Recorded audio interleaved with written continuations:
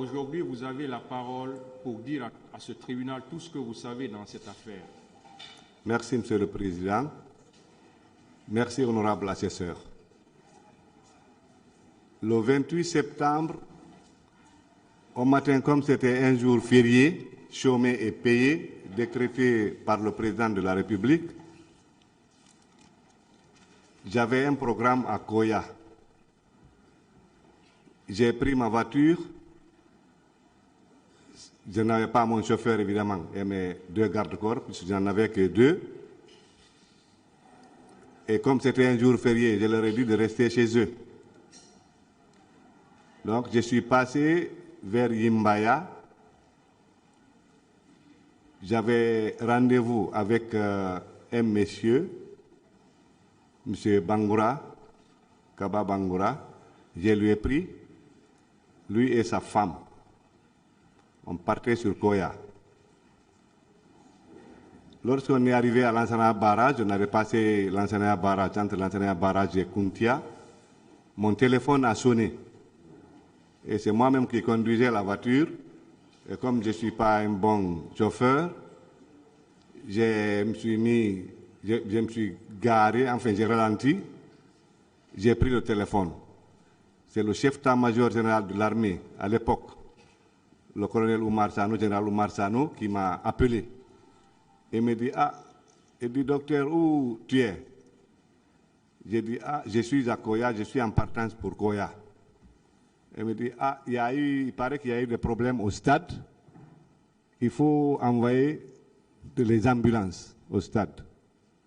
Aussitôt, j'ai appelé madame la directrice de l'hôpital Donka à l'époque. Je lui ai dit, il paraît qu'il y a eu des problèmes au stade, il faut envoyer au moins 2 ambulances.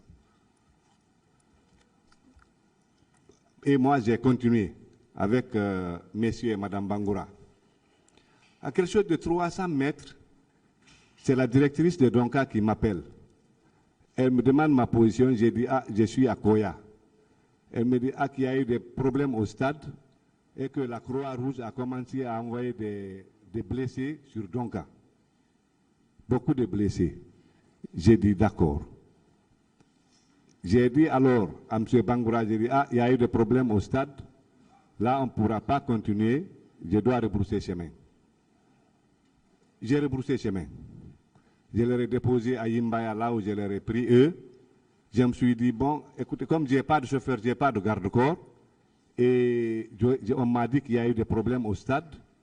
J'ai dit, je passe par le... J'ai appelé d'abord mes garde-corps, un de mes garde-corps, pour demander leur position. Ils m'ont dit qu'ils sont au camp Alpha. J'ai dit, donc, vous m'attendez sur place. Alors, je suis rentré au camp, j'ai pris mes 2 garde-corps. Et avec eux, nous sommes venus à l'hôpital Donka.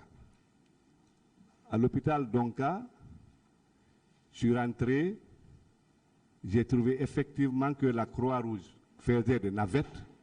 Il y avait quand même beaucoup de blessés.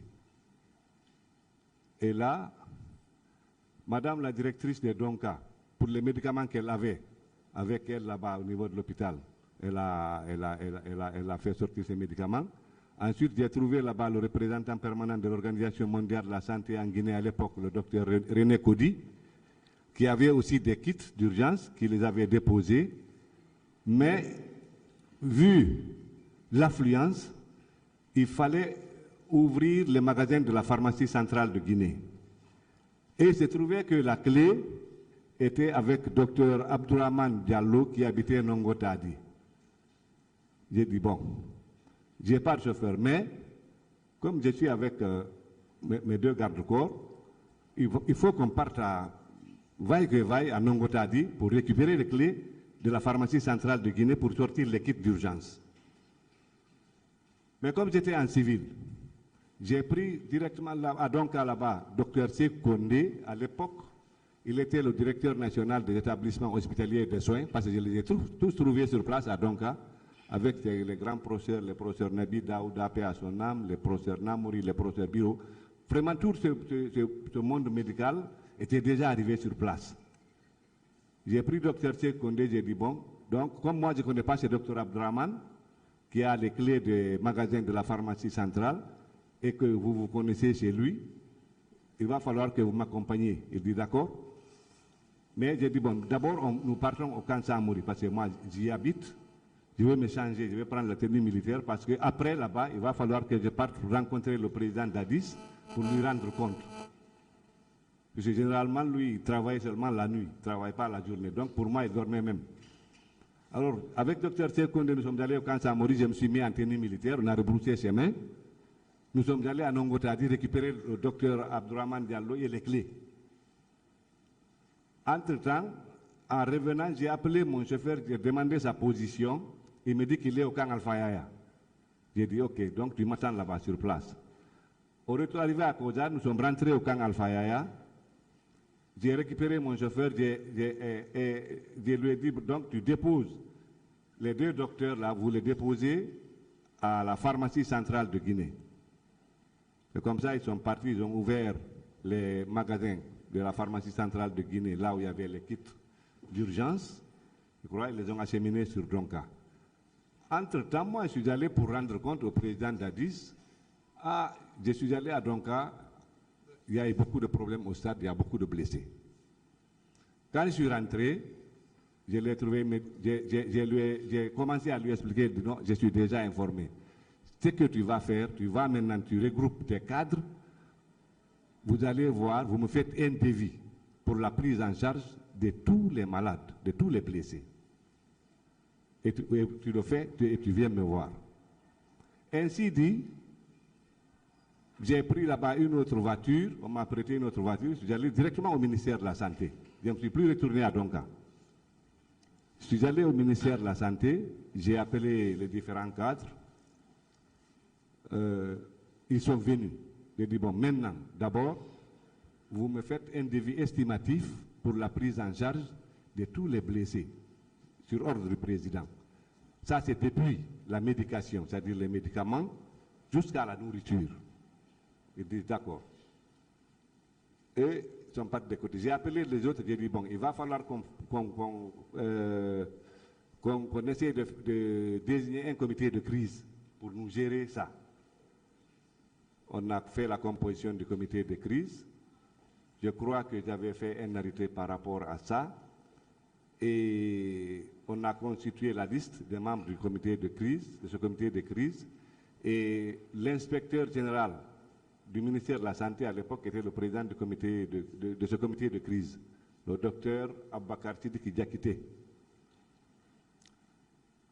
Donc, ils ont fait le devis estimatif. Après, moi, j'ai pris le devis estimatif, je suis remonté au camp Alfayaya, le siège de la présidence. J'ai rencontré le président d'Addis. J'ai appelé le ministre des Finances à l'époque et le gouverneur de la Banque centrale. Ils les ont instruits de mettre ce montant à la disposition du ministère de la Santé pour la prise en charge des malades. Et c'était un montant qu'on avait évalué à 1,422 milliard et quelques poussières, comme ça a duré, j'ai oublié les virgules. Ainsi, la somme, je l'ai fait débloquer et j'ai mis la somme à la disposition du comité de crise. Dans ça, ils ont acheté les médicaments, les pansements, les consommables, les films de radio, les réactifs de laboratoire. Et comme il y avait beaucoup de malades et il y avait aussi beaucoup de lits vétustes et de matelas vétustes, ils ont profité d'en acheter des lits et des matelas pour remplacer ceux qui sont vétustes, plus des draps et des oreillers. Pour l'alimentation, nous avons négocié avec une ONG internationale de la place, la Terre des Hommes, pour assurer la nourriture des malades à raison de 3 repas par jour, matin, midi, soir. C'est ce qui fut fait et la facture, nous l'avons payée. Donc, par rapport à ça, à ce malheureux, à cette malheureuse situation dramatique du stade du 28 septembre, c'est ce que je connais. Ensuite, on a assuré le suivi, évidemment, des malades jusqu'à leur sortie. À ma connaissance, il n'y a pas eu de malades sortis avec des séquelles. Et il y a eu un seul décès. C'était un jeune âgé de 12 ans qui avait reçu une balle au niveau de la tête, une soi-disant balle perdue. Mais je crois 3 jours après, il n'a pas pu supporter. Il a succombé suite à ses blessures. Parce que dans son état, on ne pouvait pas l'évacuer. Vous savez, il y a des malades aussi qu'on ne peut pas évacuer parce que surtout si l'évacuation se fait par l'avion à cause de la dépression. Donc on a dit, bon, on va chercher à le stabiliser, mais malheureusement, il en est décédé. Donc c'est le président, honorable assesseur, c'est ce que je connais par rapport à cette situation tragique du 28 septembre. Monsieur Gabi, quelle était votre fonction J'étais le 28 septembre? J'étais ministre de la Santé et de l'Hygiène publique.